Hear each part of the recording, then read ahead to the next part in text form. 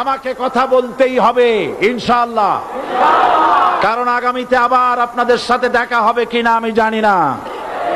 কথা বলতেই হবে। বসেন, কেউ দাঁড়িয়ে থাকবেন না। আমি দেখতে পাচ্ছি বাংলাদেশের ভাগ্য আকাশে উত্তর গগনে কালো মেঘ জমা হয়েছে, ঝড়ের পূর্বাভাস লক্ষ্য করছি।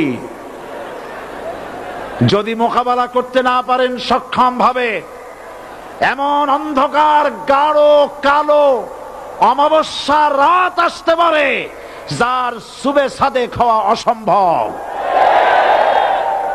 সুতরাং আপনারা কি কাপুরুষের মতো কাফের মুশরিকদের গোলামি করে মরতে চান? বিড়ালের মতো 500 বছর বেঁচে থাকার কোনো লাভ নাই। সিংহের মতো 1 ঘন্টা বাঁচতে চাই। আমাদেরকে বলা হয় সাম্প্রদায়িক উস্কানিমূলক কথা নাকি আমি বলি। পত্রপত্রিকা দিছে না তারা? সাম্প্রদায়িক উস্কানি কথা, সাম্প্রদায়িক উস্কানিমূলক কথা বলি। সেই জন্যই বোধহয় শত শত মুসলিম আমাদের কাছে এসে মুসলমান হয়। মানুষে আর বোকা বানানো যাবে না। যাবে কি? আর বোকা বানানো যাবে? তারপর বলছে কি, এরপরে বলছে আমাকে বলছে রাজাকার।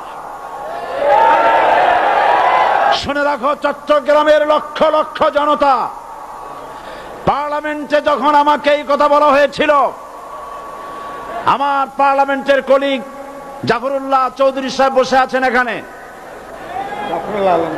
হ্যাঁ, জাফরুল ইসলাম চৌধুরী বসে আছেন পাশে, প্রধানমন্ত্রী সুদ্ধা, অন্তত 3 শতাধিক পার্লামেন্টের সম্মানিত সদস্যরা সেদিন বসা। 1997 সনের বাজেট বক্তৃতা যখন আমি করতেছিলাম, ডক্টর কুদরতে খোদা, নাম রাখছে কুদরতে খোদা, আসলে গজবে খোদা। এই লোকটি নাস্তিক, ইসলামের চূড়ান্ত দুশমন। তার প্রণীত শিক্ষা ব্যবস্থার যখন সমালোচনা করছিলাম, ট্রেজারি বেঞ্চ থেকে আমাকে বলা হলো রাজাকার। আমি আমার সমস্ত শক্তি একত্রিত করে বলেছিলাম শুধুমাত্র হিন্দুস্তানের রাজাকারেরাই আমাকে রাজাকার বলতে পারে। আমি বলেছিলাম 1973 সন পর্যন্ত আমি বাংলাদেশের কোন রাজনৈতিক দলের নেতা এবং কর্মী ছিলাম না। আমি রাজাকার নই।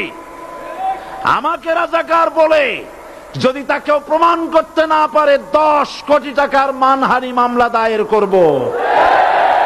আমার এই বক্তব্য সারা দুনিয়া শুনেছে। পার্লামেন্টে আমার এই বক্তব্য রেকর্ড হয়ে আছে। সেদিন 3 শতাধিক পার্লামেন্ট মেম্বারের কেউ আমার চ্যালেঞ্জ গ্রহণ করেন নাই। যে কোনো ব্যক্তি পার্লামেন্টে গিয়ে আমার বক্তৃতা দেখে আসতে পারেন। এরপরে 1997 সনের 7ই অক্টোবর দৈনিক জনকণ্ঠ পত্রিকা যখন আমার বিরুদ্ধে লিখলো, সেই পত্রিকায় সাইদির ওপেন চ্যালেঞ্জ 8ম পাতা, 1997 7ই অক্টোবর, এত বড় 2 কলামে হেডিং। সেখানে আমি বলেছি বাংলাদেশের সকল সাংবাদিক, গোয়েন্দা বিভাগ, বাংলাদেশের সকল বুদ্ধিজীবীকে আমি আমার পিরোজপুরে আমন্ত্রণ করছি। আমার উপস্থিতিতে যদি কেউ প্রমাণ করতে পারে বাংলাদেশের স্বাধীনতা যুদ্ধের বিরুদ্ধে আমার কোনো ভূমিকা ছিল, সজ্ঞানে স্বেচ্ছায় জাতীয় সংসদের সদস্য পদ থেকে পদত্যাগ করব।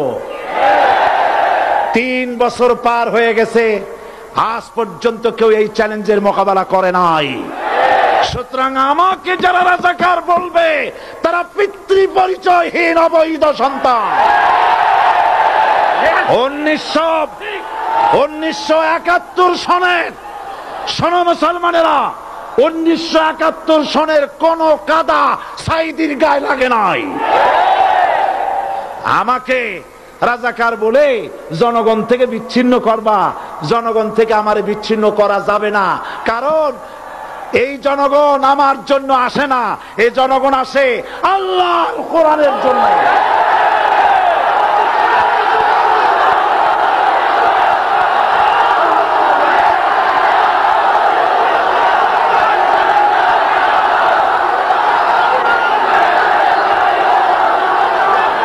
আজকে আর যারা ইসলামের কথা বলে, যারা ইসলামের কথা বলে তারাই রাজাকার, তারাই মৌলবাদী।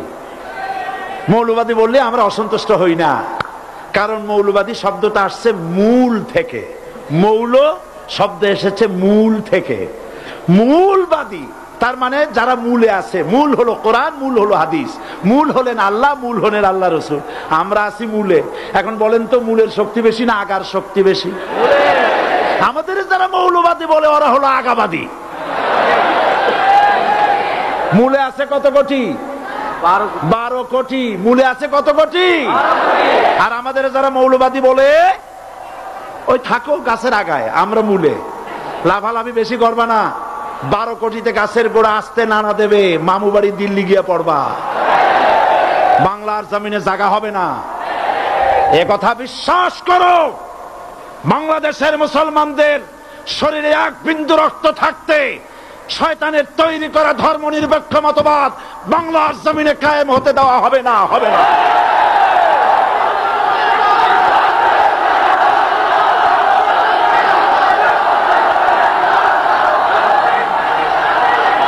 রাসূল করিম সাল্লাল্লাহু আলাইহি ওয়াসাল্লাম কোরআন প্রতিষ্ঠার জন্য আন্দোলন করেছিলেন।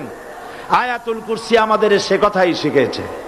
আল্লাহ রাব্বুল আলামিন বলেন, আল্লাহু লা ইলাহা ইল্লা হুয়াল হাইয়ুল কাইয়্যুম। প্রাণ খুলে পড়েন, আল্লাহু লা ইলাহা ইল্লা হুয়াল হাইয়ুল কাইয়্যুম।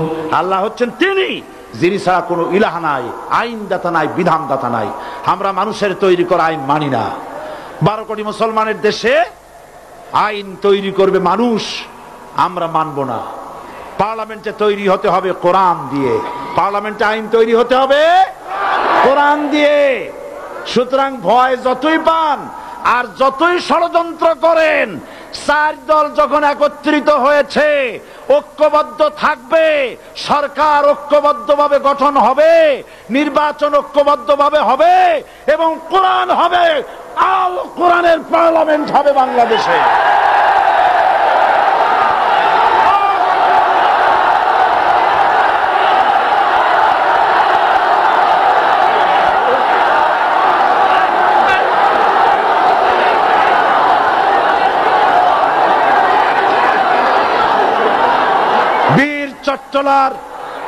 বীর চট্টলার মুসলমানেরা, বীর চট্টলার মুসলমানেরা স্বাধীনতার ঘোষণা এই চট্টগ্রাম থেকে স্বাধীনতার মহান ঘোষক প্রেসিডেন্ট জিয়াউর রহমান সাহেব দিয়েছিলেন।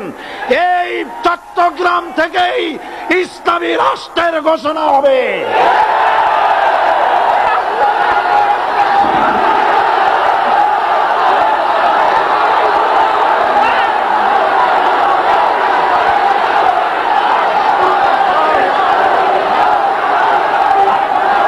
আশাবাদী আপনারা অবশ্যই তা পারবেন। আমি 100% বিশ্বাস করি ইনশাআল্লাহ।